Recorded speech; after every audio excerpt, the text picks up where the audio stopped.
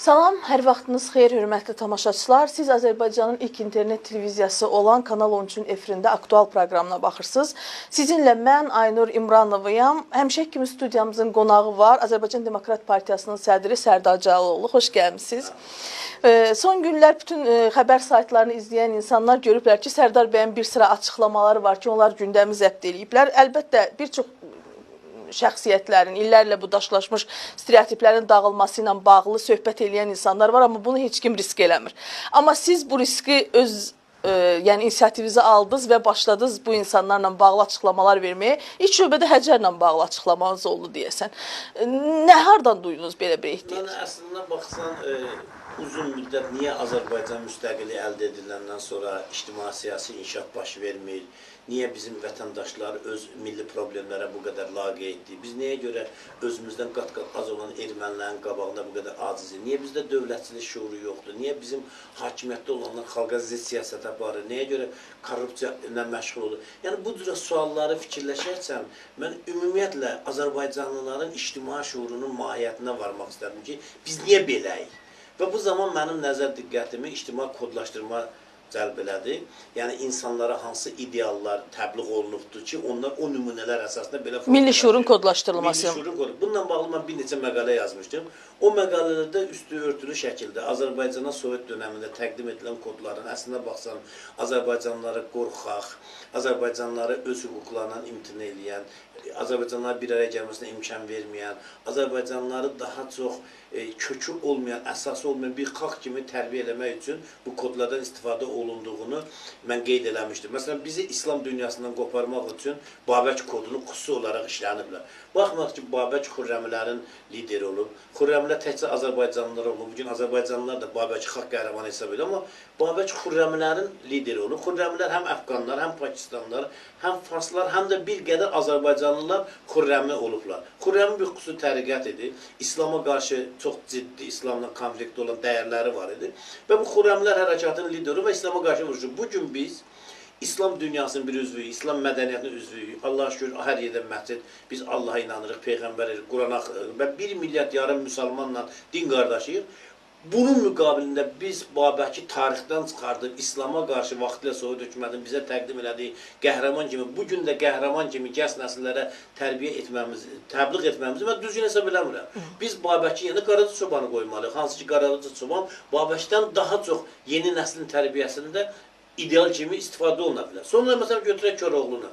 Əslində baxsan, Koroğlu idealı bizi Türk hakimiyyətindən, Türk üsuldarəsindən iyrəndirmək üçün bir qəhrəmandır. Burada Koroğlu dramatik bir qəhrəmandır, komik bir qəhrəmandır. Baxın, bütün qəhrəmanların, bunu mən demirəm, fəlsəfədə də belə bir şey var ki, qəhrəmanların ruhu Allahla təmasda olur, sonra həmin ruh parçalanır, Allahla təmasdan bütün insanların ruhuna qarışır. Bu qəhrəmanların mənəvi tərbiyə rolu bu cür olur. Yəni, fəlsəfə bunu belə izah edir.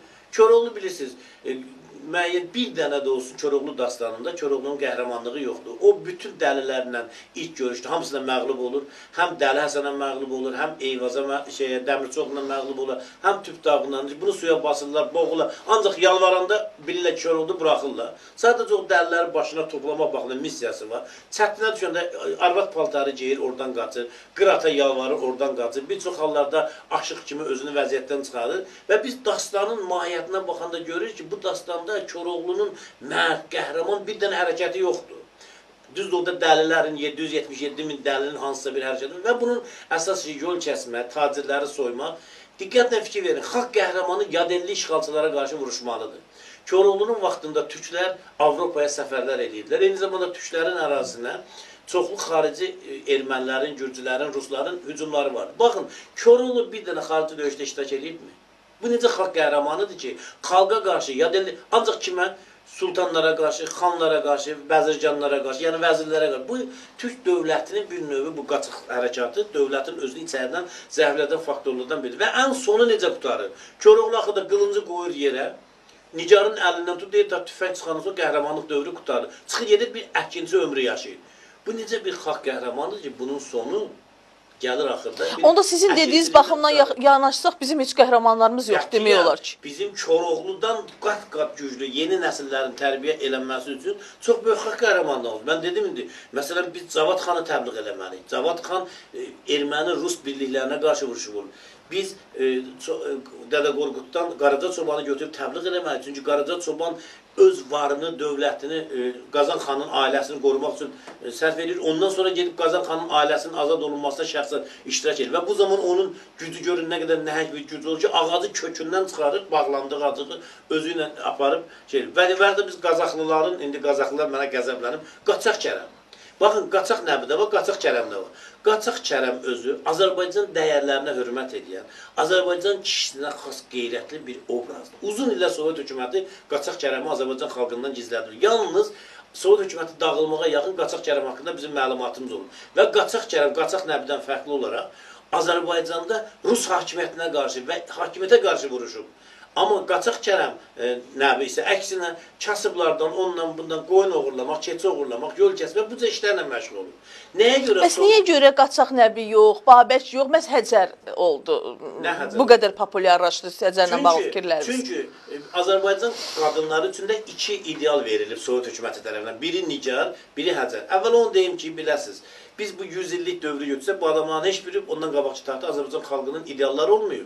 Bunlar yalnız Sovet dönəmin idealları. Bizə təbliğ olunan. Təbliğ olunan ideallardır. Məsələn, bir Azərbaycan qadını əgər bir nümunə göstərirsinizsə, bu nümunəni əsaslandırır. Məsələn, Həcərin hansı keyfiyyəti onu Azərbaycan qadınlarının simvol olmağına əsas verir. Amma baxın, əvəzində kişi paltarı geyib Ruslara qarşı vuruşan Bikə xanım Azərbaycanda heç tanımır. Hansı ki, sonda özünü dənizə atıb öldürür. Bu adam əlində silah düşmənlə vuruşub. Bu qadın haqqında biz heç zat bilmirik. Hansı ki, bugün də bizə Qarabağda bəlkə də kişilərimizlə yanaşı qadınların da vuruşması lazımdır. Sabah bəlkə də Azərbaycana yeni bir işğalçı gələndə kişilərimizlə bərabər qadınlarımız da vuruşmalıdır. Bu qadın Azərbaycanda heç kəs tanımır. Halbuki bu çox uzaq bir tarixi dövrdə deyil. Və Rus-Erməni birləşmələrinə qarşı bu qadın vuruşub. Elə ona görə də təbliğ olunmur. Amma Həcər kiminlə vuruşub? Hansı qəhrəmanlığı eləyibdir? Və mən bunun o Həcər qeyrətli deyəndə, mən bunun bioqrafiyasından o faktı dedim. Mən Həcərə böhtan atmıram. Həcəri tanıyanlar, Həcərin öz kəndçiləri, ətrafları hamısı yaxşı bilir ki, Həcər çoxlu ərə gedib. Nəbi öləndən sonra Həcər çoxlu ərə gedib. Və mən dedim ki, bu Azərbaycan qadını üçün ideal ola bilməz. Çünki Azərbaycan qadına biz o idealı təqdim edəliyik ki, o qəhrəman olsun, o vuruşsun. Və yaxud da məsələn götürək başqa bizim tariximizdə. Məsələn, Səttar xan Azərbaycanı heç tanımır. Bu Səttar xan yeganə adamlardandır ki, biz bunu dünyaya çıxarda bilərik, Cromwell kimi. Çünki niyə? Heç kəs deməyə, amma Nəbi kimi, Nəbi qədər tanınmır. Heç kəs yox, tanıyanlar var. Nəbi qədər tanımır. Çünki, niyə deyirəm? Çünki Avropalar vaxtilə bunu Hannibal ilə, Garibaldi ilə, İtaliyanın xalq qəhrəmanı ilə müqayisə ediblər. Ruslar da Pugaçovla müqayisə edib. Səttar xan. Çünki Səttar xan yerli idarəetmə uğrunda mübarizə aparıb və qələbə çalan, yəni bir parlamentarizmin, şərq parlamentarizmin əsasını qoyan bir adamdır. Bizim demokratik cumhuriyyətdən qabaq da İranda əncümənli bir şahlıq rejiminin qurulması onda bir mübarizə var. Səttar xanı biz dünyada tanıtmırıq. Bunu simvol kimi götürmürük. Bunu hər birimiz ən böyük bir şəxsiyyət kimi özümüz üçün təbliğ edə bilmirik. Yəni Azərbaycan tarixində Cavad xan Ruslara və ermənilərə qarşı vuruşan Cavad xan qalıb qıraqda. Ruslara qarşı vuruşan, işğalçılara qarşı vuruşan Bikə xanım qalıb qıraqda. Tutaq ki, tariximizdə Qaraca Çoban kimi bir əfsanəvi qəhrəmanımız, o qalıb qıraqda. Bizə tamamilə xalqa müəyyən bir ruh verməyən, xalqına yad olan, dəyərləri yad olan insanları bizə bir qəhrəman kimi veriblər.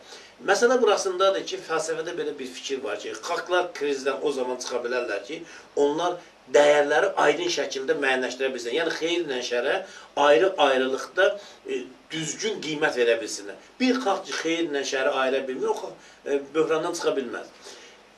Bu baxımdan mən bu məsələni ictimai kodlaşdırmanı problem kimi qaldırmışam. Əgər biz Sovet adamı kimi bu kodlarla tərbiyə olunmuşuqsa, bugün Sovet adamı yox, Azərbaycan adamıyıqsa, müstəqil Azərbaycan adamıyıqsa, bu deməkdir ki, dövlətin birinci vəzifəsi Azərbaycan vətəndaşları yeni sosial kodlaşdırmalıdır. Sərdar, bu problemi qaldırmışam. Sizin dediyinizi, yəni indiki bu sizə qarşı xeyli ziyalılar münasibət bildiriblər bu məsələlərlə bağlı. Yəni Həcər məsələsinə də bağlı, indi gələcək o məsələyə Səməd Vurğun məsələsinə də bağlı.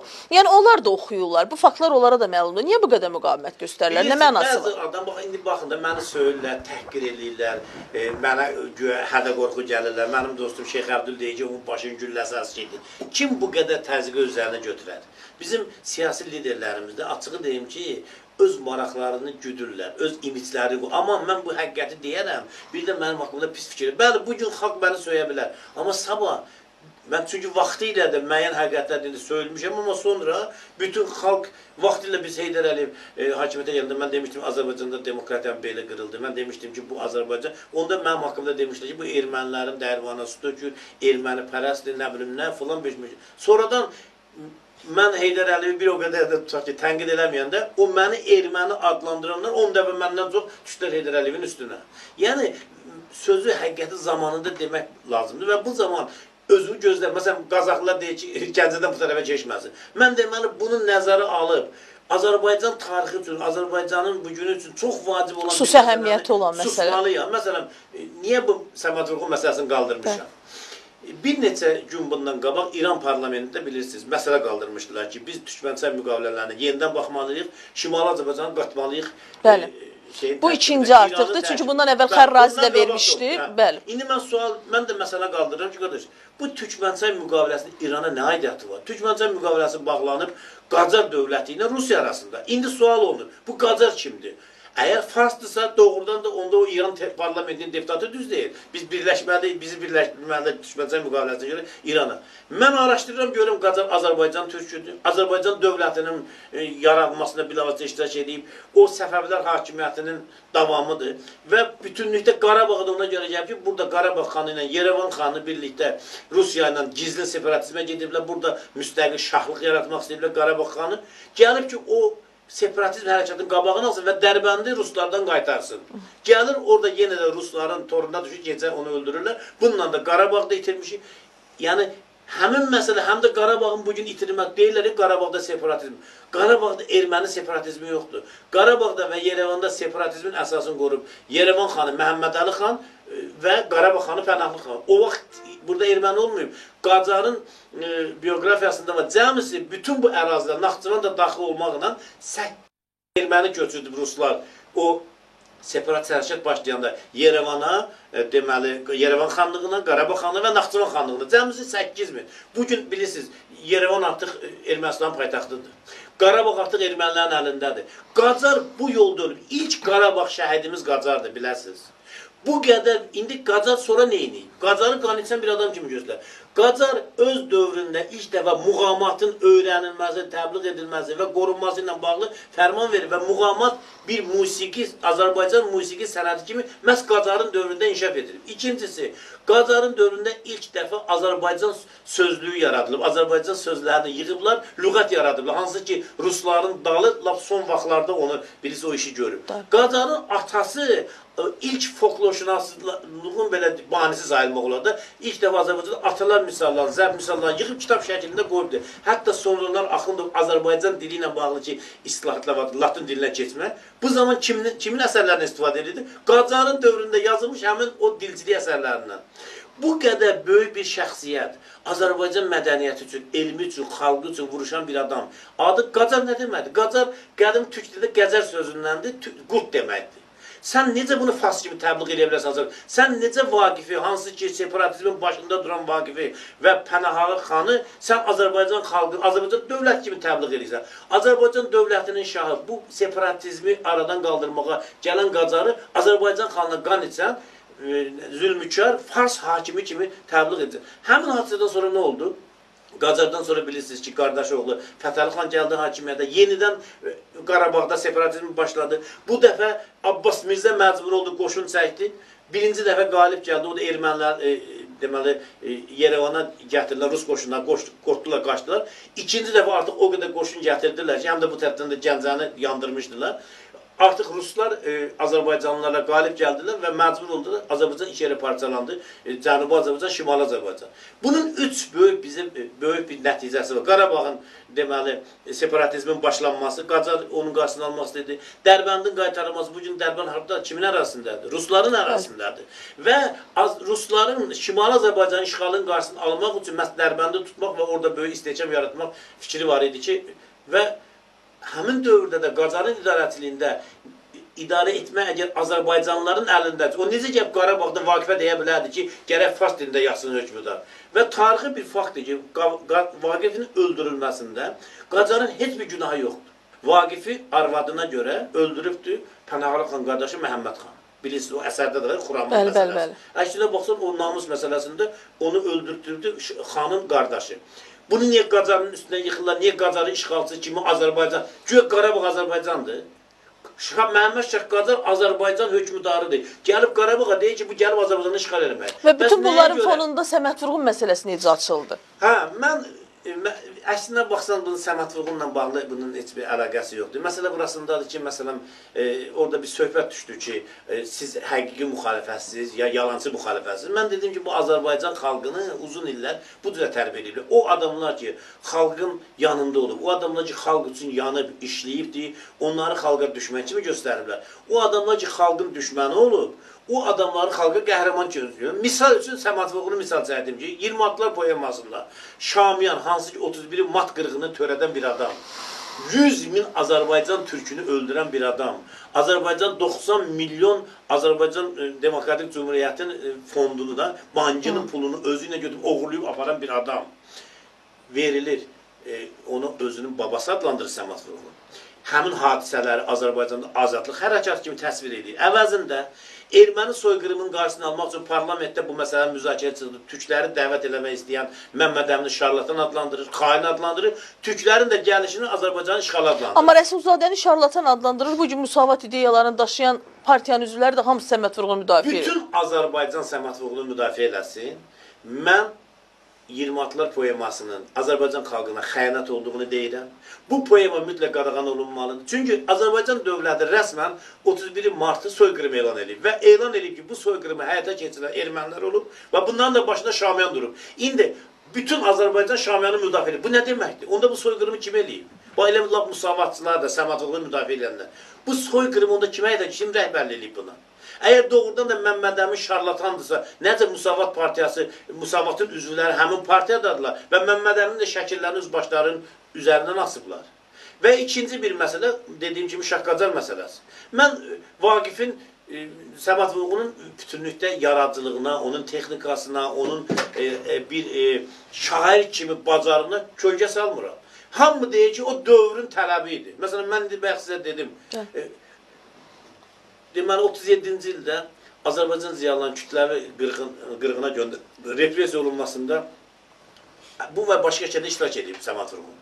Bu barədə şeirləri də var. Əgər istəyirlərsə biz onları çıxardıq, mətbuata verək. Bir misrasın bugün Hürriyyətdə var. Mən nə sanılıyam, nə cavadam. Onlara düşmənəm, onlara yadam. Hüseyn Cavid haqqında eyni ilə çox təhqiramiz bir şeirləri var. Başqa Azərbaycan ziyalıları güllələnməyə göndərən Azərbaycan ziyalıları haqqında və Komünist Partiyasının plenumunda özü açıq, öz dili ilə çıxış edir ki, mən bu adamların düşmən kimi tanıyıram, bunların güllələnməsi Azərbaycan xalqının mənafeləri, bunlar satqındırlar, şipiyondurlar, Türkiyə belədir, Stalin mənim atamdır, Mircəfər Bağırov mənim mənəvi atamdır. O ziyalıların pantürkist kimi qələbə verilməsində, təqib olunmasında, bəli. İndi hamı deyəcək, bəs Səməd Vurğunun günahı yoxdur, çünki o dövrün tələbi belə idi. Mən də deyirəm ki, əgər belədirsə, bu dövr Səməd Vurğunun dövrü deyil ki, qutardı. Sovet dövrü qutarıb. Onda biz nəyə görə Sovet dövrünün tələblərini bugün təbliğ eləməliyik? Onda eyni uğurla bu gün Əliyev rejimini tərifləyənləri də haqq qazandıraq. Onda Şamiyan bəs niyə biz deyirik düşməz? Şamiyan öz dövrünün tələbi yerinədir də, Rusların təhriki ilə bu qırğınları edirdi. Onda başqa xalqımızın daha doğrudan da əleyhinə olan xalqımıza zülm edən insanları da tariximizdə də elə bu gündə biz qətiyyəmizi ermənilər Qarabağın işğalını niyə biz eləməliyik, dövrün tələbi belədir də. Onda elə hər şey dövrün tələbi deyək, düşmənlə dosta qiymət verməyək, yaxşı ilə pisə qiymət verməyək. Və burada çox maraqlıdır ki, qəribə bir yerlikçilik mən hiss edirəm. Baxın, söhbət Azərbaycan xalqının mənafeyindən gedir, söhbət Azərbaycan dövlətinin mənafeyindən gedir. Səməd Vurğunu yerlikçilik kontekstində müdafiə edirlər. Baxın, Əkrəm Əhlisli bir əsər yazmış, Daş yuxular. İlk dəfə mən onun əleyhinə 5 dənə məqalə yazdım, bilirsiniz. Özü də hökumətdən də kəskin onu mən tənqid elədim, elmi, fəlsəfi surətdə və sübut elədim ki, sənin bu əsərlərin ermənilərin də bizə qarşı bir silah olacaq. Və Əkrəm Əhlistinin yaşadığı kətdə Əkrəm Əhlistinin kitablarını yandırdılar. Bugün Qazaxda nə baş verir? Sərdar Cavlovunu öldürməliyik, Sərdar Səməd Vurğun kitablarını yandır. Mən Naxçıvanlı Əkrəm, birinci mən yanladım Əkrəm Əlisinin kitabını ki, biləsiniz ki, bu Azərbaycan xalqına xəyanətdir, belə kitablar yazmaq olmaz. Bəs sən niyə bunu eləmirsən? Deməli, belə çıxır ki, yerliçiliyimiz millətçiliyimizdən üstündür. Və baxın, bu Qacar kim olub? Uzun illər Qazax mahalını Gürcülər yandırıb dağıdırdı. Niyə Gürcülər bugün Qacara nifrət edir? Çünki Qacar məhz o Qazax mahalını Gürcülərin hücumlarından qorumaq üçün hücum çəkib Gürcüstana və Gürcüləri ona görə cəzalandırıb və orada demək olar ki, Gürcülərin o Qazaxlıların başına gətirdiyi şeyin intiqamını alıb. Bu da Qazaxlının elə yerliçilik nöqteyi nəzərdən Qazaxlının Qacar olan münasibəti. Mən Azərbaycan dövlətçiliyini, Azərbaycan xalqının maraqlarını bizim hər birimizdən üstün hesab edirəm. Bir dənə Naxçıvandan ya hardan olmasından sonra bir ziyalı xalqımıza ziyan vurursa, millətimizə ziyan vurursa, mən bütünlükdə Səməd Vurğunun əsərlərinin ləğv edilməsini, Azərbaycan ədəbiyyatından çıxarılmasını demirəm. O şeylər ki, Azərbaycan xalqının mənəviyyatına ziddir, o şeirləri, əsərləri ki, Azərbaycan xalqının mənəviyyatına, tarixinə ziddir. Mən onların qadağan olunmasını tərəfdarım və bu gün də qadağan olunmasını istəyirəm və hətta mən Azərbaycanda prezident olaramsa, təkcə Səməd Vurğun yox, Sovet dönəmində Azərbaycan xalqına qarşı yazılan bütün əsərləri, Azərbaycan xalqına qarşı deyilən bütün fikirləri qadağan edilməsinə nail olacaq. Baxın, deyirlər ki, həmin dövrdə tələb belə idi, Səməd Vurğun neynəməlidir? Səməd Vurğundan çox-çox sorular. Azərbaycanın ən böyük alimlərindən biri filosof Heydər Hüseynov Şimali Azərbaycanın SSR-in tərkibinə daxil olması ilə bağlı bir elmi iş yazıb. Orada yazıb ki, Azərbaycanın parçalanması, Şimalın məhz Rusiyanın tərkibinə keçməsi əslində baxsan bir istismar rejimindən başqa bir istismar rejiminə keçididir. Heydər Hüseynov məcbur etmək ki, bu fikrin dəyişsin, üzr istəsin və yazsın ki, bu Azərbaycan xalqının əbədi xoşbəxtliyi idi Rusiyaya birləşməsi. Bilirsiniz, bir məşhur söz vardı ki, bu Azərbaycanın Rusiyaya birləşməsi Azərbaycan xalqının əbədi xoşbəxtliyi. Heydər Hüseynov onu eləmir, gedir özünü öldürür. O da həmin dövrdə yaşayan böyük bir alim idi. Axı, hamı dövrün tələblərinə uymur. Məsələn, Səməd Vurğun Komsomol poemasında yazanda ki, aparıb iti bağladılar məhcidə komsomolcular. Hüseyn Cavid Peyğəmbər dramını yazdı. Bu yazanda ki, Qacar düşməndir filan da o götür Topal Teymuru yazdı və bir başqa türk sərkərdəsini göylərə qaldırdı. Yəni, buna görə öldürdülər, özünü də öldürdülər. Siz bilirsiniz ki, onun obisi oğlu vərəmdən ölüb, Ərtoğlu. Qızı Rəsulzanın, Ənvər Məmmədxanlının bilirsiniz, nişanlısı olub və göstəriş veriblər ki, o xalq düşməninin qızıdır, sən onu evlənə bilmərsən. Həm Ənvər Məmmədxanlı, həm də Turan Cavid ölənə qədər subay qalıblar, çünki evlənməyiblər. Bu iki böyük şəxsiyyətin də nəsli belə kəsilir. Çox təəssüf ki... Yəni, nəsli kəsilənlər var. İndi belə çıxır ki, biz nəsli kəsilənə də hörmət eləməliyik. Sovet hökumətinin tapşırıqlarını yerinə yetirib, öz övladları üçün, özü üçün gözəl bir güzarın quran adamları da hörmət eləməliyik. Onu da biz xalq kimi, xeyirlə şəhər necə ayıra bilər? Mən bunu deyirəm. Səməd Vurğunu qoyaq qırağa, başqa bir yazısı götürək. Onun şərişlərin heç olun. Çünki Masedon deyir ki, xalqı xeyir və şərə qarşı mübarizə aparmaq üçün, bu Masedonun sözdür, mənim sözüm deyil.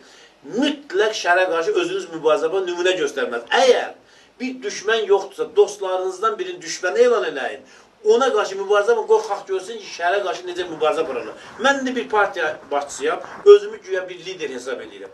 Mən xalqa nümunə kimi göstərməliyəm ki, bütün Qazaxlar ayağa qalxsa da, Azərbaycan ayağa qalxsa, çünki stereotipdir, əksinə baxsan, Qazaxlar da sağ başa düşəcəklər ki, mən nə deyirəm. Çünki onlar da Azərbaycanın bir hissəsidir və bilirlər ki, Azərbaycan maraqları Səməd Vurğundan bizim üçün qiymətli olmalıdır. Və 100 min adamın qanını... Yox, Qazaxın da dəyərli şəxsiyyətləri çoxdur. Bütün hamısı bir Səməd Vurğundan ibarət də deyil ki. Azərbaycan elminin, mədəniyyətin inkişafında Qazaxın rolu bizim universitetimiz oldu da, bilirsiniz ki, o Qorus seminariyasından sonra. Yəni, Qazax o qədər bizim İsmail Şıxlı kimi bir adam çıxır. İsmail Şıxlının Dəli Kür əsəri biləsiniz. Şerlockun Sakit Donundan böyük bir əsərdir. Necə ki, düzdür, indi onun sahibi oldu, verdilər, Nobel mükafatı verdilər. Bizdə, məsələn, yaddan çıxdı Dəli Kürü təqdim eləmə. Halbuki, Azərbaycan xalqının... Bəlkə də bilərəkdən təqdim eləmədir. Azərbaycan xalqının əxlaqını, mədəniyyətini, həyat tərzini Dəli Kür qədər gözəl, hər tərəfli çatdırın içində bir əsər yoxdur. İndi biz gərək burada İsmail Şıxlını qaldıraq göylərə. Çünki bu Sovet dönəmində yazıb bu əsəri. Bir bəyi, Azərbaycan bəyinin namus, əxlaq üstündə necə tutaq ki, mübarizə apardığını, dəyərləri necə qoruduğunu, az bir gücdən ruslara qarşı necə çıxdığını, necə mübarizə apardığını ortalığa qoyub. Səməd Vurğunun əksinə Bakıdakı qırğınları Azərbaycan xalqının bayramı kimi təqdim edir. Yox ki, biz demirik ki, tutaq ki, məsələn, digər Səməd Vurğunun gözəl əsərləri, onların hamısı üstü. Baxın, çox qəribə bir şey var. Azərbaycan ədəbiyyatında çoxlu fəhra şirinlər var. Heç birində Səməd Vurğun kimi şirinin axırı gedib İran şahına ərə getmir. Bunlar hamısı tapşırıqla, Komünist Partiyasının tapşırıqla, Yönləndirmə ilə, yuxarıdan olan yönləndirmə ilə olan şeylərdir. Baxın, bunun əsas poemaları hansıdır? 26 Bakı Komissarı həsr olunubdur o Bakı qırğınlarına, o haqq qazanır. Komsomol poeması, Bəsdi, Kət təsərrüfatına həsr olunubdur. Aygün, nə bilim, mən Səməd Vurğunun bir ona qədər şeirini, bir dənə poemasını əzbər verdim. İndi biraz uzun illər keçib, məsələn, onun unudulmuş Təkməzar şeiri var, olduqca gözəl bir şeirdir. Onun poemaların özündə, məsələn, o Zəncinin arzuları var, bilməm, onu oxuyub sizə, çox gözəl bir poema. Yaxşı, bunları təbliğ eləmək lazım. Mən deyirəm ki, bunun bu iki əsəri, xüsusən Vaqif əsəri, Azərbaycan tarixinə elə bir zərbə vurub ki, o separatizmi uzun illər biz başa düşməmişik ki, bu qaca nəyə gəlmişdi axı bu Qarabağa? Bizə bugün deyirlər ki, erməniləri ona görə Qarabağa köçürdüblər ki, güya. Qarabağın havası yaxşıdır. Mən sual verim, onda bəs Yerevan kimi bilirsiniz, Ermənistan ərazisi həddən artıq belə solğun bir ərazidir. Onda ora niyə köçürmüşdülər? Məsələ burasındadır. Yalnız ona görə Qarabağa və Ermənistana köçürdüblər erməniləri ki, hər ikisində xanlar Rusların gizli agentləri idi və güya öz aləmlərində şahlıq alacaqlara vəd almışdılar. Həm Qarabağ xanı şahlıq, müstəqil şahlıq şeyi almışdı Rus çarından ki, biz buranı saxlasa sənə şahlıq verəcək, həm də Yerevan xanı.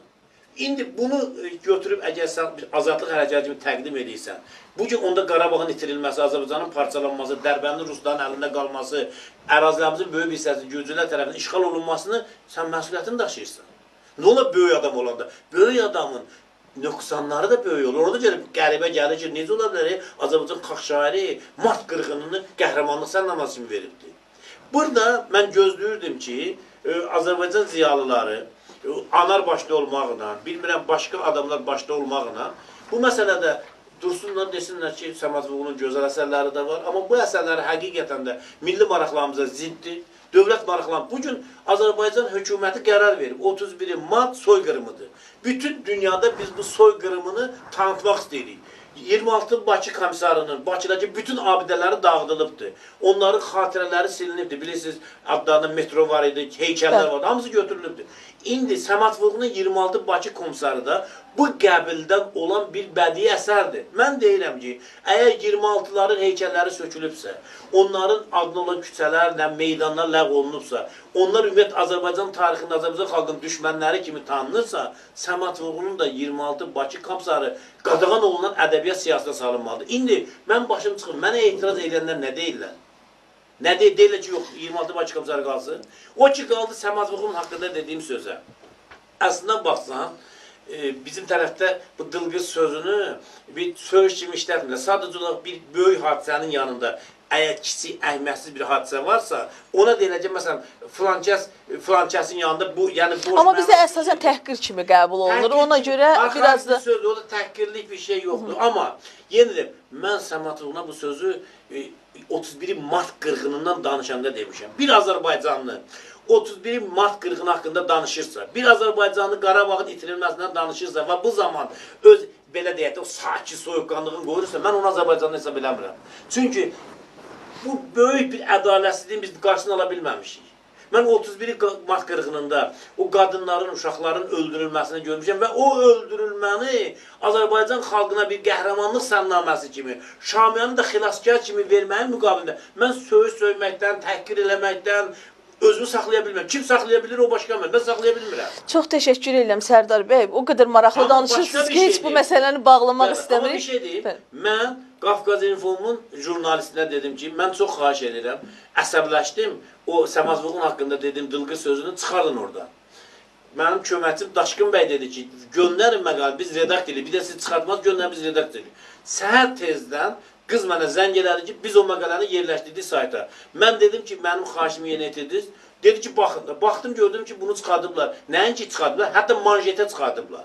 Mən dedim, yox, mən sizə demişdim ki, bu sözü çıxardım. Mən sizə dedi ki, bizim saytın direktoru dedi ki, məhz bu cümləni olduğu kimi biz çıxartmalıyıq saytın manjetə çıxartmalıyıq. Yəni məqsəd yönlü olmayıb, əsəbləşmə ifadə eləmişsiniz. Amma Qafqaz İnfomun rəhbəri bunun məqsədi yönlü şəkildə manjetə çıxarır və Azərbaycan xalqına çatdırır. Təhsil səmat hüququna söhbət getmir.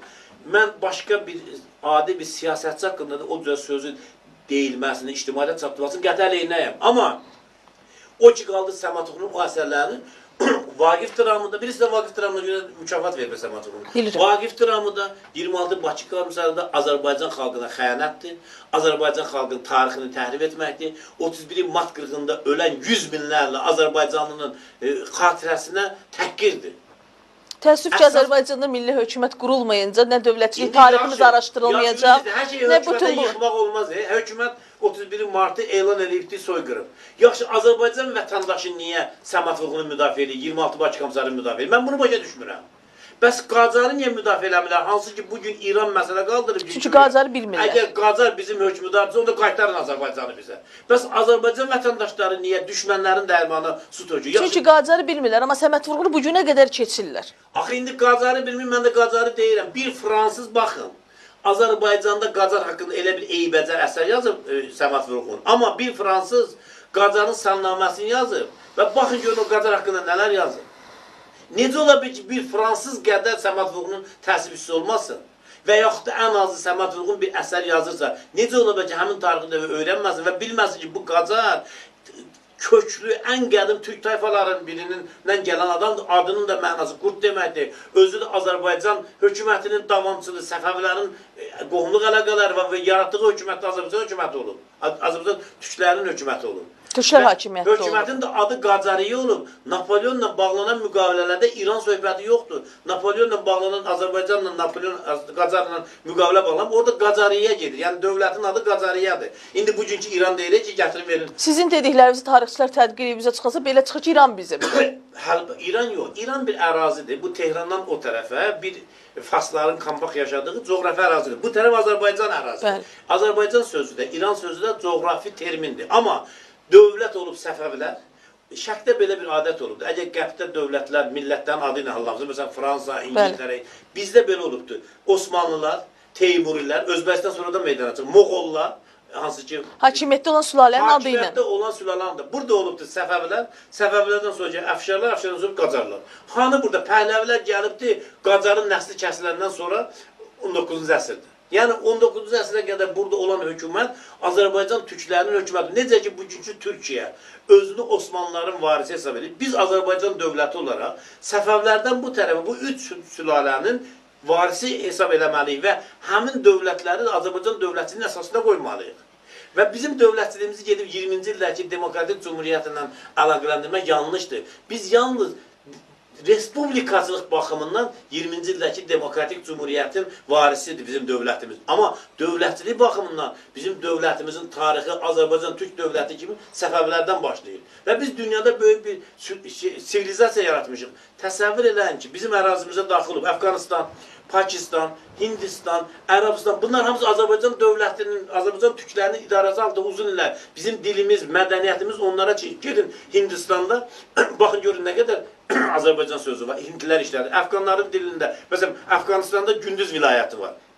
Bilirsiniz, o Gündüz vilayətdə yaşayanların hamısı etnik Azərbaycan türkləridir. Ondan necə gedib düşüb olub? Çünki oralar hamısı bizim ərazilərimiz olub. Sonradan Qacar öləndən sonra Əfqan bir nəfər özünü şah eləyib, Əfqanistan şahı, bir nəfər Hindistan, İngilislər gəlib Hindistanı tutub, onu elə qopardıblar. Bu yüzden Ruslar gəlib Dərbəndi tutub, Basarkeciyə tutub verdi Gürcüstana, burada Ermənistan dövləti yaratdı. Bunlar hamısı Qacar öləndən sonra biz Azərbaycanlılar əgər istəyiriksə ki, Qarabağ azad eləyək, biz Azərbaycanlılar istəyiriksə ki, doğrudan böyük bir Azərbaycan dövləti yaratsın, Azərbaycan bütövlüyünü təmin eləyək, tariximizə düz baxmalıyıq. Düzdür, keçmişini bilməyən gələcəyini qura bilməz. Səmatlıqın gözü ilə yox. Biz indi tez-tez deyirlər ki, bəs o dövrün tələbi belədir. Mən də deyirəm, bu dövr o dövr deyil, indi Sovet dövrü ləğv olubdur. İndi müstəqil Azərbaycan dövrüdür. Deməli, bu dövrün də tələbi budur ki, Səmatlıqın bu əsərlərdən imtina edək, Qacarın şəninə, çox seriyalı kino çəkən, necə ki, Qanlı Süleymanla bağlı türklər kino çəkir. Mənə deyirlər ki, siz niyə ədəbiyyata qoşulursunuz? Siz niyə siyasətçi kimi? Baxın, Möhtəşəm 100 il əsəri ilə bağlı Türkiyənin baş naziri bəyanat verir. Bu tarixi tərif edir, bu cür əsərləri yığışdırmaqla, hətta ziyalılar həmin əsəri çəkənə verilir məhkəməyə. Azərbaycanda deyirlər ki, siyasətçi ədəbiyyata müdaxilə eləməz. Onda nə əcəb ədəbiyyatçı siyasətə müdaxilə edir? Niyə 26 Bakı Komissarını yazıb onda Səməd Vurğun? Niyə Qacar Vaqif dramını yazıbdılar? Razıyam sizdən. Çox təşəkkür edirəm. Keçək ölçü ilə bağlı vəziyyətə. Bu 2013-cü il çox hərəkətli başladı. Əyalətlərdə narazılıqlar oldu, aksiyalar keçirildi. Bakıda əskər ölümlərinə son aksiyası keçirildi belə bir şüardan. Və hökumət həmişəki metodlarından istifadə edərək həbslər, təqiblər prosesi biraz da dayandırdı. 2013-cü il prezident seçkiləri ilinin başlanğıcı kimi bu keçən birinci rübü necə dəyərləndirirsiniz? Əvvəla bu repressiyalar zat hakimiyyətin ədalət üzrə fəaliyyəti deməkdir. Yəni 20 ildir Azərbaycanda bu üsulla idarə etmə var və indi də ədalət üzrə o üsullar aparılır. Amma bu demək deyil ki, Azərbaycandakı indiki vəziyyət elə 20 il olan vəziyyətdən eynidir. Azərbaycan çox təhlükəli bir vəziyyətə gəlmişdir. Birincisi, dünya siyasətində ciddi dəyişilmələr baş verib. Yaxın Şərqdəki inqilablar, Azərbaycan məsələsində Rusiyanın, Amerikan maraqlarının toqquşması, Dağlıq Qarabağ məsələsində Rusiyanın, Avropanın və Amerikanın maraqlarının toqquşması, fərqli yanaşmaları, bütünlükdə Rusiyanın özünün Azərbaycana qarşı yeni metodlarından təzyiq eləməsi. Əgər əvvəllər tutaq ki, Azərbaycan iqtidarını 5-3 nəfər yerləşdirib burada öz siyasətlərini aparırlarsa, indi xaricdən Xəzər dənizinə hərbi güc toplamaqla, nə bilim, şimalda Ləzgi məsələsini qaldırmaqla, Moskvada yaşayan Azərbaycan kartından istifadə eləməni Azərbaycanda təzyiq eləməyə cəhd edir. Bu tərəfdən tutaq ki, Ermənistanın özü tez-tez bəyanatlar verir, Azərbaycanda bu atəşkəs rejimini pozub və işğal hərəkatlarını Rusiyanın köməyinə genişləndirmə bağlı. Bu tərəfdən İran ardıcıl olaraq indiyə qədər olmayan siyasi bəyanatlar eşidirik. Şimali Azərbaycan bizimdir, o düşmənçilik müqaviləsinə bağlı deputatın çıxışları. Düzdür, bunlar eyni zamanda bu bölgədə Suriyadakı hadisələr, Farsirovka olandan sonra hadisələrin bizə daha da yaxınlaşması gözlənilir.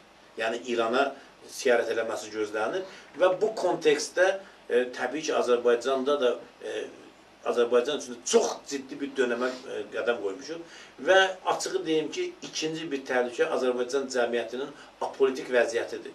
Yəni, əvvəlki illərdə xalq çox maraqlanırdı, xarici siyasətlə, daxili siyasətlə, partiyalaşmaqla və s. və s. Elə bir ki, xalq üçün təhlükə yarandıqca, bu həmişə Azərbaycan xalq üçün belə olub, elə bir xalq fikri yuxuya gedir. Xarakterik xüsusiyyətdir. Xarakterik xüsusiyyətdir. Həmişə belə olub. İşğal olunmaq ərəfəsində, tarixdə də belə olub, işğal olunmaq ərəfəsində və yaxud hansısa bir ciddi cinayətlər olanda, bilirsiniz, bu yadınıza gəldi, Sovet dönəmi uzaqda da bizdən silahları yığdılar, ermənilər silahlandılar.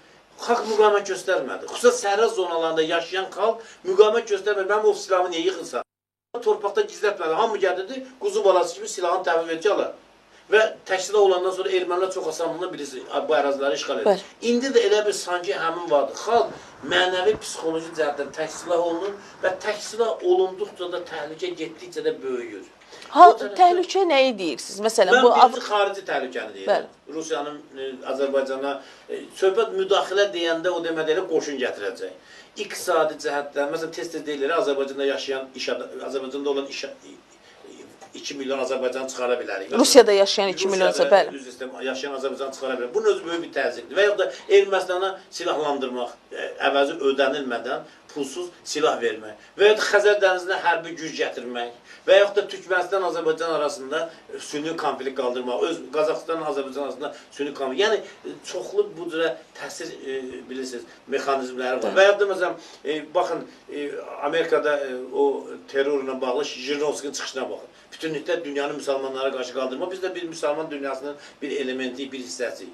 Yəni, bunu mən nəzərdə tuturam. İranın özünün tez-tez Azərbaycanı hədələməsi, Azərbaycanla bağlı çox kəskin reaksiyalar verməsi göstərir ki, xarici siyasət baxımından Azərbaycan çox məsuliyyətli bir dönəmə qədəm qoyur. Eyni zamanda Azərbaycan müxalifətinin durumu da acınacaqlıdır. Müxalifət bir yerdə deyil, ümumiyyətlə ideolojidir. Məsələn, indicə bayaq Səməd Vurğunla bağlı dedik. Məsələn, biz hamımız soyqırımdan danışıq, erməniləri genosidə ittiham edir, amma hamımız Səməd Vurğunu müdafiə edir, 26 Bakı Komissarlığı. Bunun özü Azərbaycan müxalifətinin ideoloji səviyyəsinin aşağı düşməsi, onda vətənpərvərlik hisslərinin ölməsi, siyasi uzaqgörənliyin olmamasının əlamətidir. Yoxsa bu Səməd Vurğun sevgisi deyil. Əgər Səməd Vurğun sevgisi olsaydı, özü istəyirəm. Mən 20 ildir Səməd Vurğun bağından keçirəm, hələ Səməd Vurğun heykəlinin qabağında bir dəstə gül görməmişəm. O müxalifət ki, bugün müdafiə edir Səməd Vurğunu, tutaq ki, gedə bir dəstə gül qoyardı Səməd Vurğunun heykəlinin qabağına ya da məzarın üstünə. Bu sadəcə olaraq Sadəcə onun dediyinə əks etmək kimi. Siyasi korluğun bir əlamətidir. Və digər tərəfdən Azərbaycan iqtidarda indiki qədər açıq sizə deyim ki, tərəddüdlü olmayıbdır. Yəni Azərbaycan iqtidarda olan monolitik dağılıbdır. Azərbaycan iqtidarı özü də tarazlaşdırma siyasəti limitinin başa çatdığını başa düşür və seçim qarşısındadır. Yəni iqtidardakılar da seçim qarşısındadır. Bu seçimdə açıq deyim ki, çox təəssüf ki, çox da uğurlu bir variant yoxdur. Yəni bugün Azərbaycan hökuməti deyək ki, biz %100 qərbə inteqrasiya edirik.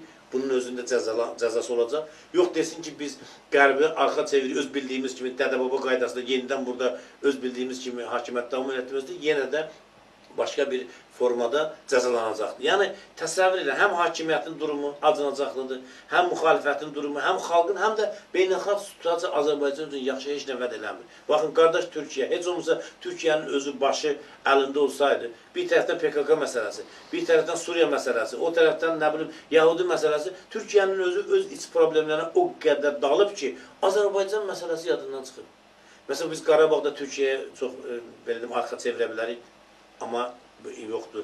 Və sabah bir başqa ciddi problem olsa Türkiyənin dəstəyinə ciddi şəkildə ehtiyacımız yoxdur. Yəni bu baxımdan mən elə hesab edirəm ki, qarşıdan gələn prezident seçkiləri ərəfəsində vəziyyət olduqca ağırdır və buna görə hər bir Azərbaycan vətəndaşı və hər bir siyasətçi çox ciddi məsuliyyətindən bu proseslərə girməlidir. Yəni biz vaxtilə Azərbaycanda məsələn Qarabağ xanı kimi balaca bir şahlıq yaratmaq üçün gedib düşmənin ətərindən yapışıb Azərbaycanın işğalına yol aça bilmərik. Yerevan xanının səhvlərini təkrar eləmək olmaz. Mən bunu müəyyən bir namyoq kimi də deyirəm ki, bilərsiniz ki, vaxtilə Yerevan xanı ilə Qarabağ xanının səhvlərini indi təkrar eləmək istəyən, bu haqda düşünən insanlar var. Ki, Rusiyanın köməyi ilə Azərbaycanda hakimiyyət dəyişilsin, Rusiyanın gəlişi ilə bağlı Azərbaycanda nəsə eləsin. Bu çox təhlükəli bir məsələdir. Allah bizə bir şans verib ki, Qacar öləndən sonra yenidən az bir hissədə bir müstəqil dövlət qurmuşuq. Biz bu müstəqil dövləti gücləndirməliyik, Azərbaycanı bütövləşdirməliyik və Azərbaycanın tarixi torpaqlarını, itirilmiş tarixi torpaqlarını geri qaytarması istiqamətində səylər göstərmək. Bu Dərbəndin qaytarılmasıdır, Baçakəsənin qaytarılmasıdır, başqa itmiş ərazilərimizin təkcə bu deyil, həm də əraziləri qaytarmasaq, bizim sərhədlərimizdən kənarda yaşayan milyonlarla Azərbaycan türkünün hüquqlarını biz qorumalıyıq. Bugün adını çəkdim, gündüzdə 1 milyona yaxın türk yaşayır. İraq türkmənləri, nə türklər sahib çıxır, nə biz sahib çıxa bilirik. Və yaxud da məsələn, başqa Türkiyənin öz ərazisində nə qədər etnik Azərbaycanlı türk yaşayır, Gürcüstanda yaşayır, Rusiya yaşayır. Bunların hamısı taleyin ümidinə buraxılır.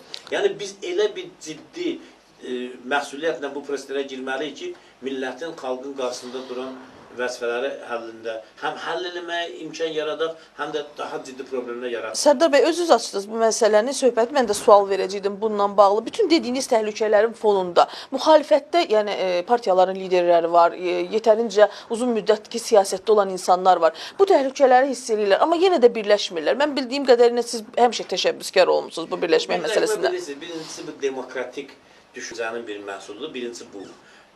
İkincisi, Məmməd Əminin birliyi ilə bağlı çox gözəl bir sözü var. Məmməd Əmin Qafqazda Solidarizm adında bir əsəri var. O əsərində yazır ki, o yerdə birlik ola bilər ki, birliyin tərəfləri eyni təhlükəyə məruz qalsın. Əgər kimsə Rusiyanın dəstəyi ilə Azərbaycanda hakimiyyətə gəlmək istəyirsə, kimsə Amerikanın dəstəyi ilə hakimiyyətə gəlmək istəyirsə, kimsə də İranın dəstəyi ilə Azərbaycanda hakimiyyətə gəlmək istəyirsə, bu üç qüvvə necə birləşə bilər? Çünki yenə də təəssüf ki, anamın kitabı əsərindəki vəziyyətə düşmüşük. Bu bir. İkincisi, Azərbaycan müxalifətinin birləşməməsi müxalifətin siyasi keyfiyyətinin pisləşməsini göstərir. Çünki çox partiyalı siyasi sistemin fəlsəfəsi belədir ki, əgər çox partiyalı siyasi sistem cəmiyyəti əsasa qədər parçalayırsa, ayırırsa, o çox partiyalı sistem qüsurlu çox partiyalı sistemdir. Biz yalnız müəyyən səviyyəyə qədər cəmiyyəti partiyalar ətrafında ayırmalıyıq. Yerdə qalan, necə ki, bizim konstitusiyanın birinci fəsli dəyişməz müddalardan ibarətdir. Eləcə də cəmiyyətdə müəyyən dəyərlər var ki, o dəyərlərdə nə iqtidarı, nə müxalifət, nə sosialist, nə dinçi, nə millətçi, hamı eyni yerdə olmalı, birləşməlidir. Hədəfə vurmalıdır. Hədəfə vurmalıdır. Çünki dövlət yalnız o vaxt qorular və çox partiyalı sistem o zaman xeyirli ola bilər. Mən bu çox partiyalı sistemi bir ağacın budaqlanmasına bənzədirəm. Bu botanika alimləri, yəni botanikanı bilən adamlar bilir. Ağac nə qədər aşağıdan budaqlanırsa, o bir o qədər kol olur, ağac olmur. Ağacın ağac olması, onun budaqları çox-çox yuxarıdan başlamalı budaqlanmalı. Xalq əgər bir ağacdırsa, partiyalar onun budaqlarıdırsa, o budaqlar xalqın müəyyən dəyərləri və yaxud da müəyyən siyasi həyatın müəyyən səviyyəsindən başlayıb getməlidir. Yoxsa biz Azərbaycan dövlətçiliyinə qədər bu iqtidar müxalifət münasibətdən yenilmişik. Azərbaycanda cümhuriyyət olsun, olmasın. Azərbaycanda demokrat olsun, olmasın. Azərbaycanda tutaq ki, İslam dövləti Halbuki bu bugünkü problemlər deyil, daha böyük qlobal problemlərdir. Bu məsələlərdə əgər partiyalaşma varsa bu partiyalaşma Azərbaycana lazım deyil. Bu partiyalaşma, yəni düşmənin nəyin bahsi olsun? Nədir çıxış yolu onda? Mənə elə gəlir ki, burada xalq öz sözünü demə. Necə ki, mənim Səməd Vurğun dedim sözə görə, bütün Azərbaycan mənim əleyhimə qalxıb. Ən azı öz taleyinə bu qədər, indiki taleyinə, bu Səməd Vurğun olsun da tarixdə yaşayıb, pis, yaxşı, öz ömrünü başa gedibdir. Öz taleyinə layiq qalmadı. İndiki aktivliyi öz taleyi ilə bağlı nümayiş elətdirsin. Qazaxlılar Səməd Vurğuna görə hep düşdükləri bugün işsizliyə, nəyə görə ayağa qalxsınlar və öz haqlarını bizdə ən təhlükəli zonalardan biri elə bizim sərhəd zonalarıdır. Bilirsiniz, Azərbaycanda sərhəd zonalarının böyük əksəriyyəti işğal altındadır. Bir qədər Gədəbəydir, məsələn, Qazaxdır, bunlar işğaldan deyil. Və sabah, əgər bu dediyim təhlükələr aktivləşərsə, bu zonaların özündə çox təhlükəli hadisələr baş verəcək. Yəni, bu istiqamətdə xalq ayağa qalxmalıdır, başa düşməlidir ki, birincili problem nədən ibarətdir ki, o problemdən bəhbət yapırsın. Biz bugün beynəlxalq ictimaiyyət qarşısında Ermənistanı təqsirlər eləməliyik. Ermənistanı genosidə görə ittiham elə. Həm Xocalı soyqırımına görə, həm 31-ci soyqırımına görə. Və bu istiqamətlərdə lazım gəlsə, özümüzün şəxsi və qrup mənaqlarımızdan imtina eləməliyik. Yeriçilik hisslərimizdən yuxarı qalxmalıyıq. Milli səviyyədə düşünməyə bacarmalıyıq. Xalq kimi düşünməyə bacarmalıyıq. Millət kimi, dövlət kimi düşünməyə bacarmalıyıq. Amma biz hələ də ən yaxşı halda bir rayon səviyyəsində, bir mahal səviyyəsində düşünə bilirik, ailə səviyyəsində düşünürük. Hər öz dədəsini müdafiə edir, hər öz qohumunu müdafiə edir, yerlisini müdafiə edir. Azərbaycanı müdafiə edən yox. Türk dövlətçilik dəyərləri hər yetərincə öz yerini tapmayıb beyinlərdə. Azərbaycan iqtidarından, Azərbaycan müxalifətindədir. 2000-dəyə qədər, yenə qaydaram Səməd Vurğun məsələsində, xalqa deyib ki, bax bu 26 Bakı Komissarı deyilən əsər bizim düşmənlərimizə haqq qazandıran əsər. Kim deyib ki, Azərbaycan xalqına ki, sənin tarixində Qacar kimi, Nadir kimi şahlar olub, Hindistanı tutub, nədir ki, bu dılqır erməni, sən bunun qabaq. Uzun illər Rusiyanın Qafqaza, Hindistana və isti sulara yolunun qabağında durub Azərbaycan Türk dövləti. Ona görə Ruslar bizə düşməndirlər. Onlar səfəvlərdən bu tərəfə ayaqlarını qoya bilməyiblər, bilirsiniz. Nə Nadirin vaxtında, nə Qacarın vaxtında bir dənə Rus ordusu, bir Rus saldatı Yerevan xanı gətirmişdi, eşidəndə ki, Qacar gəlib çıxaşdılar. Hətta Gürcülər Ruslarla əməkdaşlıq elədiyinə görə dəfələrlə Şah Abbas tərəfindən də Qacar tərəfindən cəzalanmış. Çünki Gürcüstan bizim vassalımız olub və bu bölgədə bir kanton bölgəmiz olub. Ruslar orada daxil olan kimi biz daxil olmuşuq, onları cəzalandırmışıq ki, Rusları buraxmayın. İndi belə bir böyük xalq, belə bir şanlı tarixə malik xalq, belə böyük bir sərkərlərə malik xalq gəlib belə məğmun bir vəziyyətə düşür. Siz dediniz Rusiya təhlükəsi ilə bağlı. Bilirik ki, müxalifətdə də, iqtidarda da yetərincə Rusiya meyilli insanlar var. Və son dövrlərdə Rusiyanın Avrasiya İttifaqı ilə bağlı Azərbaycana baskısı çoxalıb. Sizcə Azərbaycan hökuməti buna gedəcəkmi? Azərbaycan hökuməti məncə təkcə baskı deyil, həm də Qərb tərəfindən, Amerika tərəfindən müəyyən dəstək də var hökumətə ki, bu getməsin. Yəni o baskını neytrallaşdırmaq. Hətta deyirlər ki, Qərb ona görə Azərbaycan demokratiyasına bugün yetərincə dəstək vermir ki, hökumətə Rusiyanın yanında dayanmasından qorxur. Təbii ki, o da var, amma eyni zamanda biz hökumətə müəyyən təzyiqlər də var. Əslində baxsan, hökumət lap elə elçibə gedəndən sonra Heydər Əliyevin dönəmində sürətli, müstəqillik və qəhv yönümlü bir siyasət aparılsaydı, Rusiya bu qədər ciddi deyildi o vaxt. İndi Rusiya toparlanıb və yenidən Qafqazda, gözü Qafqazdır. Amma o vaxt Yeltsinin dönəmində demək olar ki, Rusiya özü iç savaşın içində idi, Çeçenistan məsələsi var idi, Dağıstan məsələsi var idi. Onda Azərbaycan xeyli yol qət edə bilərdi. Yəni biz geri dönməz bir proseslərə nail ola bilərdik. Amma mən düşünürəm ki, bugün biz tez-tez siyasi diyalogdan deyirik. Məhz bu məsələdə Avrasiya İttifaqının məsələsində, Kömür İttifaqı məsələsində Azərbaycan iqtidarına, Azərbaycan müxalifəti siyasi diyaloqa getməli və vahid ölkənin siyasi qüvvələrin vahid qərarını ortalığa qoymalıdır ki, bizə Avrasiya İttifaqı lazım deyil. Bizə Kömür İttifaqı lazım deyil. Azərbaycan müstəqil dövlətdir, qərbə inteqrasiya edir, qərb institutlarına üst tutub bizim iqtisadi maraqlarımız, gələcək maraq, strateji maraqlarımız məhz qərb yönümlü bir rejimin burada yaradılmasından keçir. Ona görə də biz birlikdə İqtidarla müxalifət birlikdə bu təzyiqin qabağı. Əgər bu məsələdə də yenə də iqtidar müxalifət qarşılamasına gedəcəksə, birimiz deyəcəksə, yox gedə Avrasiya, birimiz deyəcək, Azərbaycan yenə udacaq və bizi hansısa bir boyunduruğa salacaqlar. Yəni çox təhlükələrin də biri budur. Burada da yenə də iqtidardan çox şey asılır. İqtidar təşəbbüs eləməlidir. İqtidar özünü nə qədər tox tutsun, iqtidar özünü nə qədər güclü hesab edirsə, əksinə baxsa iqtidarın heç bir gücü yoxdur. İqtidarların gücü xalqın gücündədir. Xalq bugün narazıdır. 90% əhali iqtidarın hakimiyyətdə qalmasına narazıdır. Hətta abuvatellər Rusun hesabında da olsa bu hakimiyyətin dəyişilməsinə razıdır. Yəni, xalqda o istiqlalçılıq şuuru arxa plana keçib. Sosial-iqtisadi maraqlar ön plana keçib. Bunu da iqtidar siyasət edib.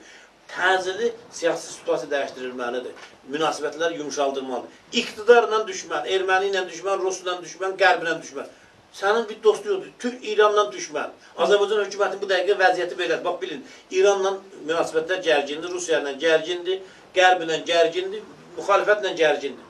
Bu qədər təhlükəli bir dönəmdə, bu qədər yanlış bir siyasətin davam etdirilməsində mən elə gəlir ki, birinci növbədə iqtidarın özü bunun ağır cəzasını çəkəcəkdir. Ona görə də mən belə hesab edirəm ki, təcili iqtidar müxalifətlə dialoqu başlanmalıdır. Xüsusən bu Azərbaycanı hədələyən məsələlərlə bağlı Azərbaycan siyasi qüvvələrinin vahid platforması müəyyənləşməlidir və Azərbaycan xalqını bu platforma ətrafında səfərbər eləməlidir. Amma hələlik bu məsələlərlə bağlı heç bir irəliləyiş yoxdur, nə də heç bir danışıq yoxdur. Nə iqtidar müxalifət arasında. Çünki bu məsələlərdə, bilirsiniz, Azərbaycanda apolitik bir vəziyyət var. Xalq siyasi hadisələri müstəqil təhlil etmə qabiliyyətinə malik deyil və ya az belə insanlar var. Ona görə də bir siyasi lider, bir siyasi yol ilk baxışdan adama elə gəlir ki, bu iqtidarın xeyrinə olan şeydir, adama deyirlər ki, filancət iqtidara işləyir. Amma o siyasi cəhətdən müstəqil təhlil edə bilmədiyinə görə istənilən xalqın xilası üçün verilən ideya silahla qalır. Məsələn, biz deyirik, müxalifət birləşsin. Bilirsiniz, bu ideya qarşı nə deyirlər? Deyirlər, bu hökumətin sifarişidir. Bəli, bəli. Hökumət istəyir ki, müxalifət və hətta bugün gündən-günə artan prezidentliyə namizədlərin sayı da belə deyirlər ki, bu iqtidarın sifarişidir. Bununla bağlı münasibətinizi öyrənim. Bir də bilmək istəyirəm ki, partiya olaraq prezident seçkilərində necə iştirak edəcəksiniz? Qarşıdan gələn prezident seçkilərində müxalifətin birliyinin iki variantı ola bilərdi. Biz seçkiyə qədər biz bir ola bilərdik. O zaman daha yaxşı olardı. Elektorat da bilərdi kimi seçərdi. Bir də seçkidə sonra birinci tur çalışmalıyıq ki, birinci tur olmasın. İkinci turda müxalifətin vahid namizədini müəyyənləşdirir. Amma o qədər münasibətlər pozulur, o qədər iqtidarda müxalifətdə dezinteqrasiya gedir, hətta şəxsi münasibətlər səviyyəsinə yendirilir ki, mən narahatam ki, hətta seçkilərdə ikinci tur məsələsi olsa belə, yeni müxalifət bir araya gələ bilməyəcək. Bu bir. İkincisi, artıq əgər müxalifət bir araya gəlmirsə, onda biz daha çox namizədlə seçkiyə getməliyik ki, o dediyim ikinci tur variantı alınsın. Bu baxımdan mən düşünürəm ki, amma elə də yox ki, bu prezidentlər namizəd qeyri-ciddi adamlar olsun və yaxud da məsələn elə adamlar olsun ki, onlar burada o siz dediyiniz seçki bataqlığı yaratmaq üçün burada işləyir. Bilirsiniz, demokratiyanın ən böyük qüsurlarından biri seçki prosedurları gülüş vəziyyətə salmaqdır. Məsələn, prezident seçkilərində müxalifətdə 20 nəfər adam iştirak edir. Bu gülüş deməkdir. Amma biz bilirik ki, Gürcüstanda da, Ermənistanda da adətən beləncə müxalifət bir arada getməyəndə 6-7 namizəd olur. Məsələn, Ermənistanda bilirsiniz. Bəli. Gürcüstanda eyni qaydada. Məsələn, Azərbaycanda da 6-7 nəfər, amma ideologiyasından hazırlıqlı, Azərbaycan xalq hərəkatına bişmiş, kifayət qədər sərt mövqe olan və bu adamların vəzifəsi qabaqcadan da öz aralarında danışmalıdırlar. Vəzifə olmalıdır ki, mümkün qədər imkan varsa ikinci tura keçirilsin, çünki artıq biz birləşə bilmirik, ikinci turda birləşdirilsin. Əgər buna da müxalifət getməyəcəksə, Azərbaycanda baş verən bütün hadisələrin məsuliyyətini iqtidarla yanaşı Azərbaycan müxalifətinin liderləri də daşımalıdır və daşıyacaq. Heç kəs də bunun altından çıxa bilməz. Heç kəs də deyə bilməyəcək ki, hakimiyyət iqtidardaydı, mən onu eləyə bilmədim. Bəzən iki cürə cinayət var. Fəaliyyətdən, yəni artıq fəaliyyətdən, bir də fəaliyyətsizdən. Azərbaycan müxalifəti fəaliyyətsizlikdən cinayətə gedir. Getməməlidir. Demədiniz, amma partiya olaraq necə iştirak eləyəcəksiniz? Bizim partiyada belə bir fikir var. Bir fikir var ki, biz Qarabağ blokunda gedək. Bir fikir də var ki, əgər söhbət ikinci tur, yəni biz o uzağa gedən bir şey kimi, ikinci tur variantına söhbət etsə, onda biz əksinə Qarabağ blokundan da 2 ya 3 namizəd verək, narazı elektoratı toplamaq və hakimiyyət tərəfindən öz tərəfimizə çəkmək üçün. Sonra ikinci turda o dediyimiz birliyi həyata keçirir. Hələlik bu məsələ bizdə konkret olan müzakirə olunmayıb. Biz may ayına qədər bu məsələnin müzakirəsini saxlamışıq. Çünki açığı deyim ki, hələ də ümidimiz var ki, bəlkə müxalifət bir araya gələr, bəlkə də hansısa bir ciddi bir hadisələr baş verər, yəni bu müxalifət cəbhəsindəki bir nəyəsə nail olur. Əgər bunlar alınmayacaqsa, may ayında ətraflı müzakirə edəcəyik. Xalqımızın və dövlətimizin maraqları nəyi tələb edəcəksə, bizim tərəfimizdən arxadan ola bilər, biz o qərarı verəcəyik. Yəni, dediyim kimi, əgər görəcəksə ki, məsələn, bizim Qarabağ blokunda getməmiz problemlərin həllini yüngülləşdirirsə, mütləq çalışacağıq ki, o gedək, bir namizədlə iştirak edək. Yox, görəcəyik ki, bizim də ayrı getməmiz ümumi işə xeyr eləyəcək, dolayısı yolundan xeyr eləyəcək, o ikinci tur məsələsi, başqa məsələlər, onda biz ayrı getmək haqqında qərar verəcək. Sərdar bəy, bəzən bizim insanlar sonucu yaxşı görmədiklərinə görə, nəticəni görmədiklərinə görə, bərraq görmədiklərinə görə qərar verə bilmirlər. Mən istərdim ki, siz bu məsələyə xüsusi bir münasibət bildirəsiniz. Qısa, çünki verilişimizin vaxtını da keçmişik. 2013-cü seçkilərində müxalifət birləşə bilməsə, yenə ayrı namizədlərlə getsə, bizim bayaqdan danışdığımız kimi o siyasi bataqlıq yaransa və hakimiyyətin, hal-hazırki hakimiyyətin hansısa bir namizədi, indi mən demirəm mövcud bu indi hal-hazırki namizəd 3-cü dəfə seçilər və yaxud başqa, bu mənə elə gəlir ki, dəyişməyəcək heç bir şey. Yəni həmin hakimiyyətin sistemdir. Seçiləcəksə, sonra necə olacaq? Yəni bizim üçün onu silahın 2 dənə vəzifəsi var. Bir, hücum məqsədi ilə götürsən, sən onu götürüb düşməlisən. Bir də müdafiə məqsədi. Yəni, insanın silahı olmaq insanda bir arxancılıq yaradır. Məsələn, siz bir qaranlıqda gedirsiniz və yaxud da birisi düşməniniz əlinizdə bir silah varsa, xeyli arxancılıq. Müxalifət xalqın əlində bir silahdır. Silah olmalıdır. Bizdə silah deyil hələ ki. Yox, mən nə məna deyirəm? Yəni, xalq hiss eləməli ki, onun əlində bir silahı var. Ən ağır məqamlarda o təhlükədən onu qoruya biləcək. Bunun üçün müxalifətin seçkiyə getməsi, xalqın həmin silahı görməsi lazımdır ki, bu silah mənim silahımdır, bu silah doğrudan ata bilər müəyyən situasiyada və bu silahdan mən istifadə edə bilərəm. Xalqda bu əminlik yaransa, Azərbaycanda hakimiyyət dəyişilməsi problemi yoxdur. Biz o silah rolu oynaya bilmirik. Xalqa elə gəlir ki, Azərbaycan müxalifəti hansısa bir oyundadır, ondan kənarda öz maraqlarının oyununu oynayır.